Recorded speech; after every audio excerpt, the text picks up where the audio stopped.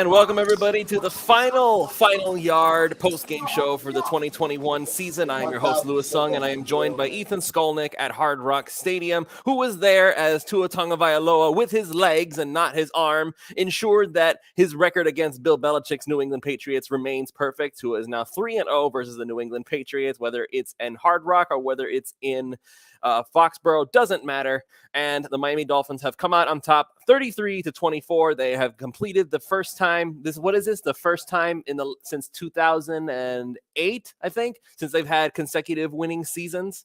So Dolphins went 9-8 to finish off the 2021 season. Before we get too much further into it, let's go ahead and just give a quick shout out to our sponsor, Everything Trade Shows. If your company goes to trade shows and they need a trade show exhibit and you need help to get yourself going, or maybe your marketing team isn't back all the way and you need a one-stop shop, you can go to Everything Trade Shows. They'll handle the logistics, the booth, the graphics, furniture, flooring, and even give you some tips so you can get yourself noticed. They'll teach you the difference between renting and buying. They're based right here in Fort Lauderdale, but they can service you no matter where in the United States you are. You can schedule a free consultation, and if you mention 5 reasons, you'll go ahead and get yourself a free booth rendering. You can go to everythingtradeshows.com, and you can give them a call at 954-791-8882. Again, that's 954-791-8882. Mention 5 reasons, and they will give you a free booth rendering for your trade show exhibit. All right, so let's go ahead and just get right into this whole kit and caboodle. Tua Tagovailoa's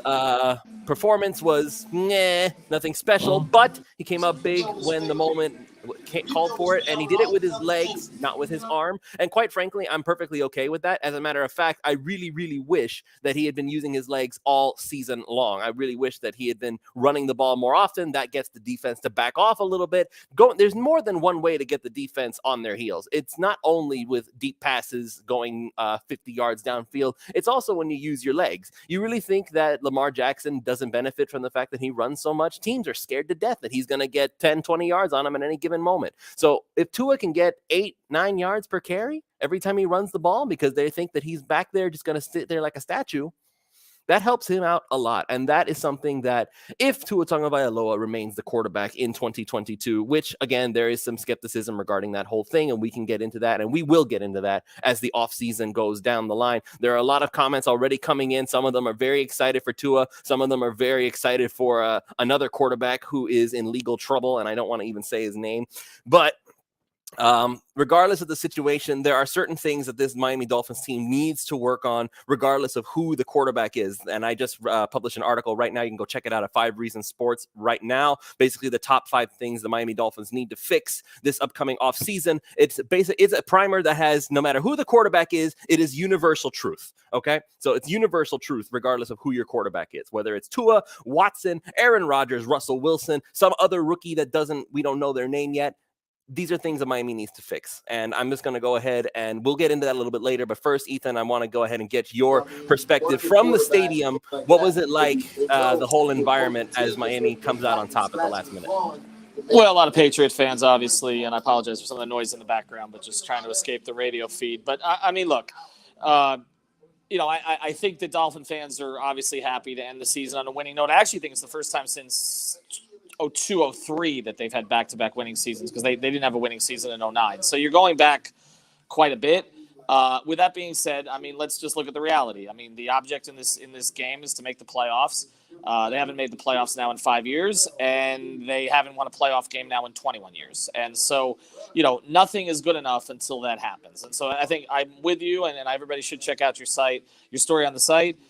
They have to reevaluate everything. I think there were some things that they did make progress in this season. They found a legitimate starting receiver in Jalen Waddle. I mean, he had a big drop today, but also they featured him early in the game. So they've got a guy there. Javon Holland, they found a premium defensive player, a safety that I think they can count on for the next 5+ years. Jalen Phillips made some plays today also.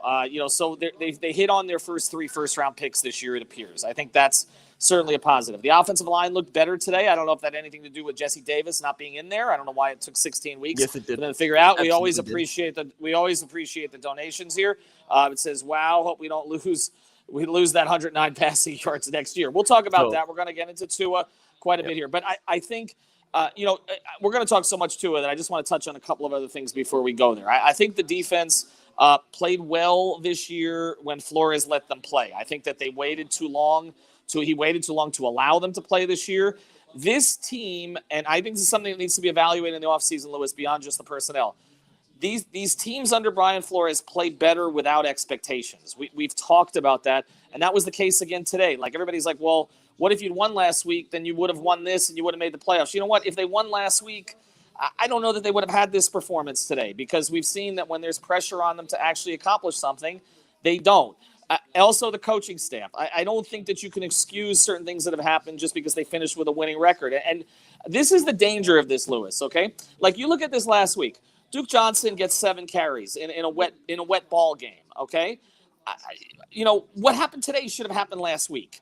And part of what my problem is here with them finishing 9-8, and this goes back to my days covering the Wannstedt years, is he always used to talk about how we're close. Your record can confuse things. It can make you feel like you're closer than you really are. I almost feel like if this team went 7-10, there would be a call for more changes inside the organization. I'm a little bit afraid that going 9-8 is going to make them feel like they're closer than they are. They're not. Offensively, they are very far away from where they need to be. They hold on for dear life. They don't necessarily scare anybody with their offense. No, they don't scare anybody with their offense. And part of that is Tua's struggles. Let's be real about this. Tua struggled a lot this season, like a very, very near the tail end. Like, he was on a little bit of a roll before the bye week, and then once the bye week passed, things kind of fell apart a little bit with him. I don't know why that is. Maybe that rhythm is so much of a rhythm that it's so long term that as soon as he gets on a roll, you really don't want him to stop, because he was doing fantastic up until the bye week, and then as soon as the bye week passed, Tua just kind of fell off. Now, what I suspect is going to happen, and this is just if Tua manages to stay. I don't know if he will. Again, there's a lot of speculation regarding this team and the quarterback position. There are a lot of guys who are available in the draft. I'm sure that Malik Willis, people are going to be looking very closely at him, right? They're going to be trying to see if there's another guy. Maybe you can trade for Russell Wilson, see if Aaron Rodgers leaves Green Bay. And, of course, the delightful the delightful individual with legal problems. I don't even want to bring him up because, again, until I hear that those legal problems are all gone, and not even just that, even if it does turn out to be all gone, I'm still not going to be happy about it, because settling doesn't mean you didn't do it. It just means you settled. So anyway, the main thing that Miami needs to do right now is keep the defense intact. That's one of the things that I put in my column, is that one of the things that Miami needs to do is they need to keep this defense intact. Miami has managed to build a championship caliber defense when they have the pedal to the metal. And that's the biggest problem, I think, Ethan. And this is a philosophical situation with Brian Flores as a whole. As soon as Miami gets a lead, they seem to take their feet off the gas pedal. Like, you would think that now that you have a lead, you would send the dogs after Mac Jones. You would go after him like you just wouldn't believe. Send 8 guys on a blitz constantly, just absolutely wrecking his day. They didn't do that. Like, as soon as they got a lead, they just started to do this prevent-based defense, boring, vanilla garbage. Well, Lewis, look at the end of the first half, and I think this is where some of the criticism comes in. I don't think they know which direction they want to go. You look at the end of the first half. I mean, they ran on first down and called a timeout, and then ran again. And I'm kind of like, so, okay, are you going all in or you're not going all in? And then the drive ended up getting screwed up, and you just hit the point where you're like, okay, thank God there wasn't like a game-defining turnover there. And that's the thing. Like, there doesn't seem to be trust in the play. They're like halfway in on everything, okay? Look, I'm going to give them credit for winning this game, okay? Beating New England in any circumstance, they deserve credit. Now, they do this all the time now. Like, he beat New England 2 years ago up there at the end of the season, okay? They beat him in the Miami Miracle before he came.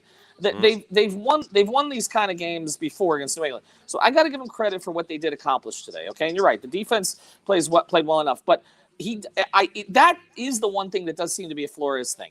Whenever there's expectations or whenever they get a lead, he gets extremely conservative, and to in my view, a fault. And I think what happens is that bleeds into his players, where then they're not playing aggressively. They're not making the kind of plays that they were making for because the coach is kind of calling off the dogs. Now, I think what we saw this season was a significant on the offensive side. The defensive side, I blame what happened early in the season on Flores because he knew his personnel. I don't know why he took away their power by getting them to be so conservative early in the season. But offensively, it's just clearly a lack of trust in the quarterback. And we can talk about the last 3 or 4 weeks that maybe Tua, sort of backpedaled from earning that trust.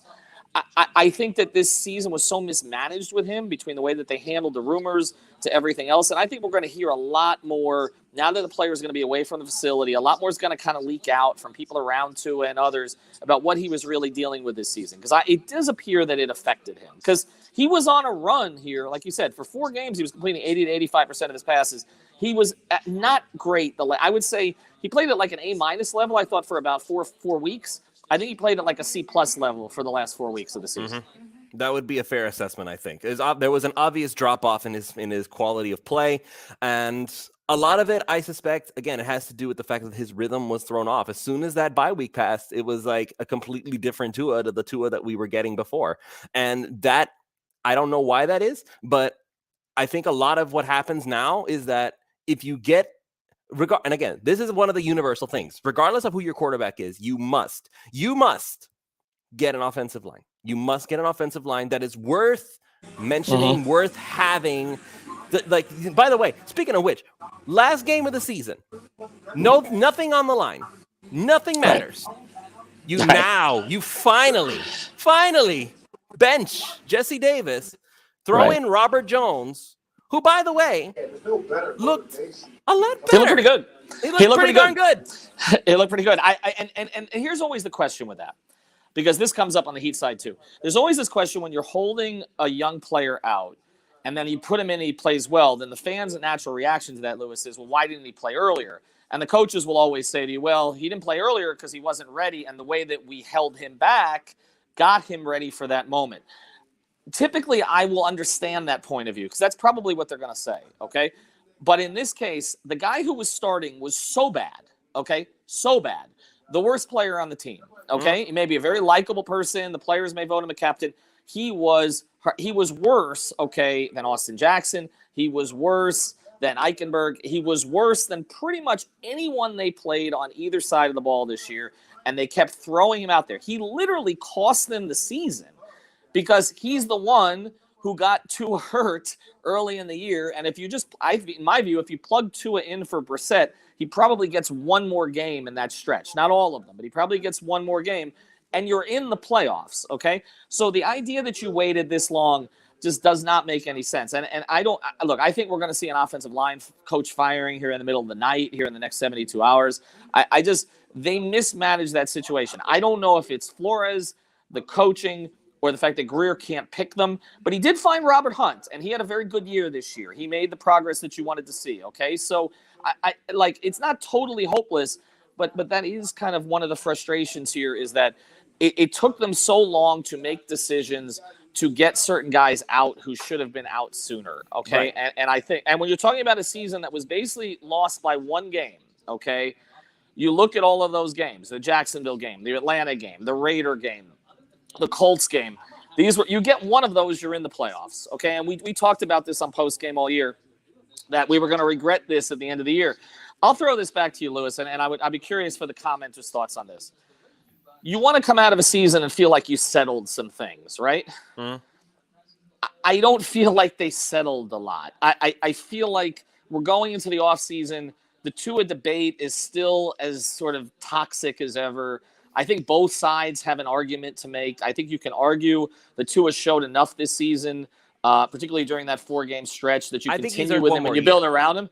One more year. I think so. Least. But I also can see the case that's made by others, and I'm a Tua guy, but the case that the way he played the last 4 weeks, particularly in the wet conditions, some of the other things, that some of the throws he wasn't making, that he's too limited to build necessarily guarantee into the future. I think you're caught a little bit in between, which I think is not where you wanted to be after this year. Because if you weren't going to make the playoffs, you at least wanted to be able to make a decision about your quarterback. I don't necessarily think they did that, although I do think, and I know you don't want to mention his name, but I do think the owner is going to make the decision for them. So I think ultimately all of this talk is meaningless. So basically you're saying that it's already a done deal. He's coming. Well, I'm not going to say that because that'll get aggregated. I don't have that information, but you know this. Your gut franchise, feeling okay? though says what? My gut feeling is if they feel that, and I know you said settled is not the same as he didn't do it, but I feel that if they get enough guarantees that there's not going to be a legal situation from a criminal perspective, and also that he's not going to be suspended in any meaningful way, that my belief is that they will make a move to get him, because the owner likes stars. The owner is 81 years old. You have a last game of the season here, Lewis, where the place is 50% Patriots fans. They are not, you have another team in town, okay, that wins. In fact, now you have two other teams in town that win. The Hurricanes just made a big splash. I mean, if you're the owner and you're looking at all of that, he's a splash guy. We know that he's a splash guy. And so I believe that if he gets enough assurances, he's going to make the move. That's the direction that I feel that he'll go. Okay. So, well, here's the thing. Putting aside the stuff that I don't want to put aside, Miami has more salary cap space than any other team in the league. They could afford that guy, and they could potentially afford to put a few free agents around him that would help the situation. But that would mean it's like Robert Booz. If I'm Tua's agent, I get him to New Orleans any way possible. I mean, in New Orleans, I agree with that. He would thrive in New Orleans. I agree. He really would. I agree with that. Under Sean Payton, who works with Drew Brees. And again, if Drew Brees is the comparison, you better believe that Tua will find a way to succeed in New Orleans. But if Drew Brees is the comparison, here's the thing. The guy that I would be making the run for, if you're making a run for somebody, is the guy in Seattle, because the other comparison for Tua is that guy. And if you want to fast forward the process here, Lewis, and you want to say basically, okay, we don't want to deal with Watson's legal issues. He's never really won in the NFL consistently, okay, to the level that Wilson has. I'm not saying he's not great, but he is great, okay? But I wouldn't play with Rodgers for 2 years. I don't think Rodgers. To me, Rodgers' personality. I'm a big Rodgers guy, okay, regardless of whatever happened this year. But the thing is, his personality, he's too big for this organization. I don't think it would work, honestly. I think Russ would work here. If I was to look at any of the three of them, that's the one that I would go for. If you're saying that you don't think Tua is going to get to that level yet, because look, Tua's numbers the first year are very similar to Russell Wilson's numbers, but you're not going to make an argument that Tua is as good as Russell Wilson right now. So if you think this defense is ready to win now, that's the guy that I would make the play for, not Rodgers or the other guy. Yeah. So this is what is going to boil down to right now. You have a situation where this coaching staff, a lot of them are going to get dumped. It's very interesting. I brought this up in the 5 Reasons Dolphins chat. All the transcripts came out, right? The only one who's missing, the assistant coaches, including Mr. Lemuel Jean-Pierre, who the video clip of him talking, by the way, is in the article. If you guys want to know what I'm talking about, you need to go ahead and check that out. But basically, he was asked a very simple question. What did the offensive line improve in this season? He didn't have an answer. He had no answer because there was no answer that he could give that could be verified. Because the fact of the matter is, he did a terrible job coaching them up this year. And if Flores is smart, which we hope that he is, he will decide that this guy Jean-Pierre is not going to cut it.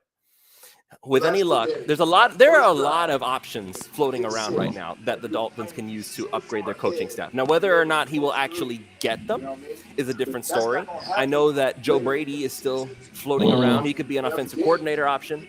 I know that the Carolina Panthers are going to interview Bill O'Brien, Jay Gruden for offensive coordinator, not head coach, offensive coordinator. Right. Those are options. If Flores is smart, he would also look to bring them in and see if maybe, because Bill O'Brien as a GM is terrible. He's not that bad a coach. And if he has even less responsibility because he's not even the head coach, the offensive coordinator. Well, maybe there's something that they can use there. Maybe. Joe Brady is considered a genius still because he helped Joe Burrow become the elite Joe Burrow of LSU. He learned under Sean Payton. So maybe he can work with Tua. And the offensive line coach, listen, Vic Fangio just got fired. They're already losing some assistant coaches. If Mike Munchak could somehow shake loose, I wouldn't mind him as offensive line coach. Well, let me ask you something about coaches here. because there's two questions to ask when it comes to Flores and coaches. One, do you trust him to make coaching decisions for his staff? Because we've seen that some of the decisions, like going with inexperienced dual offensive coordinators this year, have not worked out. He's been through like 3 offensive coordinators, or 4 if you count double this year, since he's been here. His defensive coordinator that he started with left for a similar position that year. So there's been an issue with hiring coaches. The other thing is, you're mentioning some big names, whether it's a Joe Brady or a Mike Munchak. Mike Munchak has had coaching experience. Do you think Brian Flores is comfortable bringing in a guy with that kind of voice? Therein lies the problem. Lies the problem. Right. So the question is, do you let him make the hires if you're Steve Ross? And if you do, will he make hires who may challenge him in the room a little bit? Because it seems like he's loath to do that. When you decide when Chan Gailey left, okay, or they was pushed out. Oh, first he has O'Shea, right? O'Shea's system is too complicated, okay? I mean, you bring in a New England guy, you replace him with, an older guy who, by the way, was the offensive coordinator when the Dolphins last won a playoff game in this stadium on December 30th, 2000. Okay, you replace him with him, and then you replace him with 2 guys who can't really question your authority, like co-coordinators who can't really question your authority. It makes you wonder. Like, he's never brought in. I mean, he's never brought in the hot. I mean, O'Shea was the closest thing, but like somebody he brought in Jim Caldwell for 5 minutes, and then Caldwell got sick. And then Jim got sick. Well, and I don't know what happened with that specifically. That certainly would have been helpful. I mean, I think if you're Ross, okay, and Flores is going to stay, which I think is going to be the case, if it's not going to be like a Harbaugh, then I do think that you have to say to him, look, we need to bring in somebody to help you with some of these things, some of these game time decisions, some of managing the rest of the coaching staff. And so I think that should be a push on Steve Ross's part. Okay, Brian, that's fine. We got back to 9-8. You rallied this team back from 1-7. We can see progress with some of the rookies, but we need to have another voice in there because we can't have another season that starts this way. That's the biggest thing, too. We've had 3 seasons in a row. Now, the first year, I give them a pass because that team was awful at the beginning of that year. But the last 2 years, they started slow, especially this year. And so maybe if you have another voice in the room that has some credibility, that will help. I think that's something that they need to look at this offseason. So, I mean, that would be one of the places that I start. But the question is, without pressure to do it, I think Ross will pay for it. I'm not really worried about that. But without pressure to do it, will Flores do it? Or will he bring in somebody else who's going to be clearly beneath him? I don't think he's earned the type of credibility. I like Brian Flores, but I don't think when you don't make the playoffs, again, I'm not going to throw out the first year. But you don't make the playoffs the last 2 years, especially this year. Okay, we see the AFC was wide open this season. Mm-hmm. If you don't make it this year, I don't think that you have the gravitas to go to Ross and say no. Okay, I think if he tells you, go get an experienced hand, somebody who's got some head coaching experience, whether it's at the collegiate, like a collegiate or pro level, I think that he has to do that. I think that is a change that needs to be made this offseason. I also don't think that you can allow him free reign on the offensive line coach situation. Like that never should have happened this year at all. And so I think that's something that clearly Ross is going to have a hand in that as well. Well, that's kind of the scary thing because do you even trust Steve Ross at that point? So like no matter. I don't. But I do. There are certain names that are just obvious names, and it just comes down to whether or not you'll pay for them. And I think in that particular case, I think if Ross says I'll pay for this guy, I think even if Flores doesn't have a relationship with the person, I think that it's something that just needs to be done. That would be my view on it. But there were some other decisions here. I mean, again, the running back situation this year, Lewis, like the very fact that 2 guys came in off the street, okay, one of whom you've known about for years and years and years, okay, because he played here, okay, and 2 guys came in off the street essentially, and completely outplayed the 3 other guys that you had on the roster this season. In fact, completely outplayed guys that you had last year that you got rid of as well. In Matt Breida and I can't remember, Jordan Howard, right? So they brought in all of these backs the last 2 years. And the guy who was right here, okay, in this market came in off the street and made them all look pathetic by comparison. I mean, that's a Greer Flores blind spot that has to be addressed. Duke Johnson should be offered a contract for next year, and they should get another back. Maybe if you want to bring Lindsey back, that's fine. But they need one more. They need to go get a stud finally. They need to go get a stud, and then Duke becomes insurance, a guy that you know is capable and can play. And another thing that we need to do, especially we're going to assume now, we're just going to play this game. We're going to assume now that Tua stays next season. Devontae Parker does not match what he does. His game is quick slants. His game is finding the open guy, not throwing up jump ball. His jump balls very rarely come down where they need to. And it requires Parker, and it requires sometimes Mac Hollins to pull some incredible stunt to get it done. And I get that's what jump balls are supposed to be all about. But nevertheless, if you want the offense to run through Tua, you need to give him receivers that go to his game. Waddle is the perfect example. Waddle is somebody who will get yards after the catch, except for that catch that he dropped and would have been a touchdown. That's the frustrating thing, because even when he does even when he does something right, somebody else screws it up. It's you could have added 80 yards to his total if Waddle exactly, and a touchdown. Right? That would have been a touchdown all the way through too. That's the crazy thing about it. It's like even when he does it right, somebody else does it wrong instead. So that's the very frustrating thing, and it just kind of makes you feel like the thing is cursed. But anyway, So your point about Parker is right. I think that Devontae Parker's done some good things here, but I think the Devontae Parker experiment is over. He's not healthy enough. He's not consistent enough. I mean, he's been a good player for them. We've heard some rumors that maybe he may not even play next season. I think you've got to. Honestly, the wide receiver room to me, I like Mac Hollins as a special teams guy. I think you keep him around for that, and a spot player. And then you have Waddle, and to me, that's it. I think that the rest of the room needs to be completely cleaned out. You got nothing from Albert Wilson this season. Obviously, Will Fuller's, 4 catches for $10 million. Xavier Howard has more catches than Will Fuller. Right, exactly. And then the Mike Gesicki thing comes up, and I saw a couple comments come in here.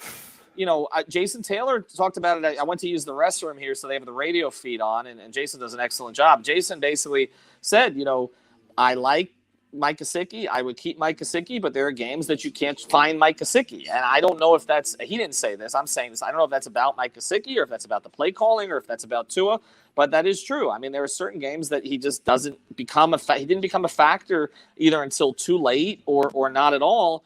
I think your best case scenario at this point is to franchise him. I don't even know that I would do that. Maybe you franchise him and you move him. Ethan, Emmanuel Ogbah is more of a priority than Mike Gesicki to me. I know that the defense is better than the offense, but you have a premium level pass rusher I think is going to be pretty good for the next 2 to 3 years still. I think you keep that guy. I think you have to trust your drafting and hope that Hunter Long's going to become a player. I don't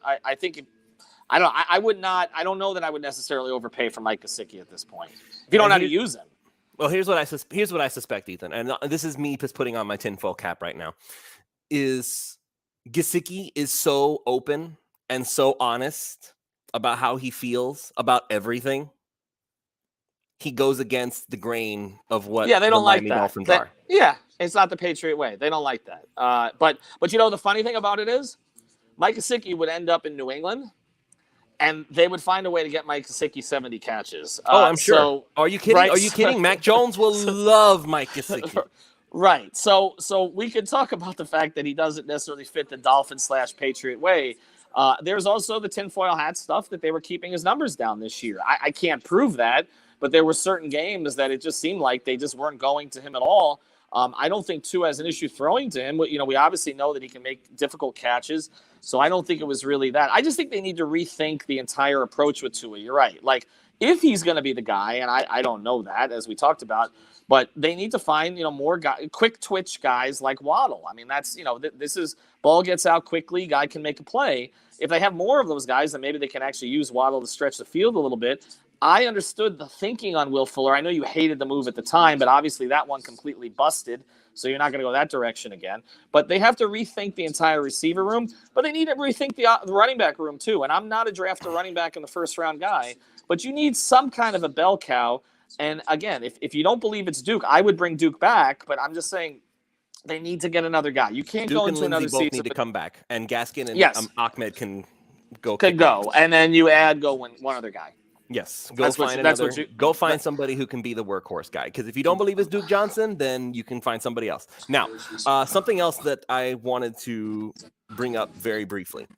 Mm-hmm. Even if Tua's not the guy, you don't gain anything by getting rid of him right now. You really don't. If anything, you bring in somebody to compete with Tua. You bring in somebody to challenge Tua. Because remember when Ryan Tannehill was around, that was the one thing that Miami never, ever did. They never gave him any competition, ever, the entire time that he was here. They gave him Matt Moore because they knew that Matt Moore wouldn't be competition and he would go with the program and he could win a few games. But you're right. If they do keep him, then they do need to bring in somebody who can compete with him and push him a little bit. I'm fine with that. Yes, legitimately compete. A rookie quarterback of some kind, first, second round, I don't care. But somebody needs to compete with him. I'm with you. And look, I mean, again, this is why there can be nuance in the Tua discussion. You don't necessarily have to believe that he is perfect, okay? And at the same time, you don't have to think he's trash, okay? There is a place here where I think that they can grow with him. Obviously, they swung and missed big time on the Jacoby Brissett edition. Mm-hmm. I don't think any of us, maybe except Alf, thought that it was going to be as bad as it was. The guy was a starter in the league, or a part-time starter. He did win games in the league. He was obviously not good enough. Okay, I thought that he was going to be on par with Fitzpatrick. That was my mistake. And he was not. And here's the thing, Lewis. We can't be afraid, and I think we should take some more comments. I'm going to have to fly here and come this, but we can't be afraid of this idea of getting a quarterback competition. That is one of those things that has been, look, during the Marino years, it was one thing, okay? You had Scott Mitchell and a couple. But look, during the Marino years, it was understandable. I still think they should have drafted someone during the Marino years. But even look at the way Green Bay has done it. Okay, I'm not saying the Jordan Love thing has worked out, but they drafted a series of guys. Rodgers was just one of them. The Patriots drafted guys when they had Tom Brady. You keep taking quarterbacks, okay? There's a theory. I know Bill Polian that you take one every year. All right, you keep adding. I don't think. Okay, well, I said that last week, and Alf went off. So I don't think. No, I think you take them. I think you take them every year. Look, if the guy is better, he's better. But I think you can do that and still manage the situation so you don't undermine your quarterback. What the Dolphins did this year with Tua was worse than bringing in competition for him. They were openly coveting somebody who was on another team. Okay, like that is. That's much worse than if they brought in somebody a little bit better than Brissett. And again, I'm not going to necessarily bang on them for the Brissett move because, again, most of us thought that move was okay. But they need to bring in some kind of veteran I would say veteran competition for Tua. But say, look, Tua is our starter, but you're going to kind of see how it goes in camp. Okay, but I think that's a reasonable assessment. But who can you bring in, though, that will not immediately jump in and say, behold, I have arrived and I am the savior? There's no one out there that you can think of. That's the problem. And I hate the name Kirk Cousins, but okay. But I'm just saying that there's right. I know, but I know, and there would be a push for Cousins to start right away. I'd have to look more specifically at the list. But guys kind of sneak through a little bit. There are also developmental guys who may be second on a team and maybe get another opportunity. We've seen that. I mean, the Dolphins have taken shots on those guys over the years. Obviously, A.J. Feely was one that didn't work out. But, there are those type of guys who kind of pop through. I think that competition for him is reasonable. I do think this is all going to be a moot point, Lewis. Tyler Huntley? Because maybe somebody like that. You see what I'm saying? Like somebody who's got a little bit of experience. I just thought of him. That's why. But I'm saying and a little bit of experience and some ability, and that you can kind of plug him in, and maybe it gives you a shot. Okay, I mean that's possible, but I think a lot of this is going to be a moot point. Unfortunately, I think this is going to be an off season that's going to be incredibly annoying. I think it's going to be just waiting on the guy we're talking about in Houston, and I think that I don't think that. Unfortunately, I think that the deck was stacked against Tua to the point that he had to prove people inside that building wrong. That's not the way that it should have gone, right? Like when you draft a quarterback 5th overall, you usually put the pieces around him so that he proves you right. And one of the things I cannot understand about this entire process, okay, is how it is that the general manager who you entrusted to pick the guy 5th overall, right? And we can talk about, Juan's favorite quarterback, who went number 6 and all the rest of this. But the guy you entrusted to pick the quarterback, and now you're going to basically entrust him to pick his replacement or make a deal for his replacement. That doesn't make any sense. But that's where we are. Okay, that's where we are. Okay, and so the deck was stacked against Tua, where he had to prove to the people who drafted him that he's the guy. Okay, and I don't know that over these last 4 weeks he did enough to do that. Okay, No, if you're I in felt a like he was vacuum, trending that way. in a vacuum, if the assumption is that did Tua play well enough to be the franchise for the next 15 years? No. The obvious answer is no. But again, you have to make the argument, well, would any quarterback do that? Because again, since Watson, let's do the Watson thing. Watson, how many playoff appearances has Watson made? Did he make it twice? I believe. Maybe I have to look at twice. the top of my And head. and very recently he went 4-12 with a team that was pretty much on par with the talent that's available here. So again, we're under this assumption. To be fair, this defense is a lot better. No, this defense is a lot better. Yes, this defense. That defense put him in a terrible. This defense is a lot better. Yes, but again, the assumption. This is the running assumption, Ethan, is that all you need is a quarterback, and everything else will fix itself. Right. Everything else will fix itself. Mind you, remember, it's not that long ago that the Houston Texans gave Miami the farm for Laramie Tunsil because they realized that he needed an offensive line in order to function. Yeah. What does Deshaun Watson have here in Miami right now? If they don't spend a lot of money on fixing it, they have Liam Eichenberg, Austin Jackson, Michael Dieter, Robert Hunt, and the delightful Jesse Davis. You really think are the Dolphins going to have to give up even more draft picks in order to bring Tunsil back? You have Robert Hunt. I mean, that's what you have. So, I mean, that's kind of the thing. I mean, I just look, and again, unfortunately, I got a bolt here. But listen, I would say this, and we appreciate everybody following. And I should have mentioned, you want to play the playoffs, go to prizepicks.com, use code 5. They will match your initial deposit if you do. It'll give you a reason to watch the playoffs now. So go to PrizePicks and use the code 5. I just think that when you get a lot of things wrong, as this front office has, they've gotten some things right. Okay, the first round picks this year, they got those things right, but they've gotten a lot of things wrong. I gave great credit for that. Right, and they've gotten a lot of things wrong. But when you get a lot of things wrong, it is very tempting to say, if you get the quarterback, it'll fix the rest of it. Do I think that's necessarily the case? No. Okay. Is Watson an upgrade over Tua as a player at this stage? Yes. Okay. Will Tua ever get to Watson's level as a player? It's hard to say. Likely not. Okay.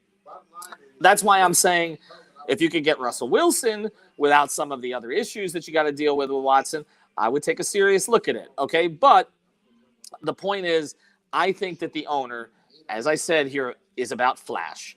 And right now, this organization is lacking flash. They've just missed the playoffs too many different times. There's too many other organizations in town that are doing well. There's too much competition for the dollar here. There's too many fans from opposing teams in his stadium. He's 81 years old, okay? They get everything else right, okay, in terms of the stadium, Formula One, the tennis tournament. He's got this whole complex here. What he doesn't have is a team that can make the damn playoffs, okay, and win a playoff game. And he hasn't won a playoff game since he took over. I think he's going to make the move, Lewis. I just do. I think that's where we're headed, and I think that's going to be the ongoing debate here, and we're all going to become legal scholars. But I just think, unfortunately, I think that's where this thing is headed. I was hoping over the last 4 weeks that Tua would do enough to convince the people who picked him that he's good enough. Well, all I'm gonna say about this before we sign off is that if that's what he wants to do, that's gonna be a tough sell to a large portion of this ticket-paying fan base. I understand until the first touchdown. You know how this goes. You know how this goes. No, thanks for this, Ethan. For this, there will be some missing seats. This is not a small thing. This is a big thing. I understand, but there are missing seats this year. I'm not arguing with you on the merits. I'm just saying, I'm trying to talk to you about the justifications that'll be made inside the building. That's for sure. Absolutely. I think those justifications have been made already. Lewis, I just want to say before I go, I want to thank you for anchoring this all year long. Dolphins didn't make the playoffs, but I think we did. We'll have more coverage for you guys, obviously, certainly during the season, and obviously on all the other sports in town. If you appreciate the programming, hit the like button, hit the subscribe button, follow Louis D. Sung on Twitter. Check out his latest piece on 5reasonsports.com.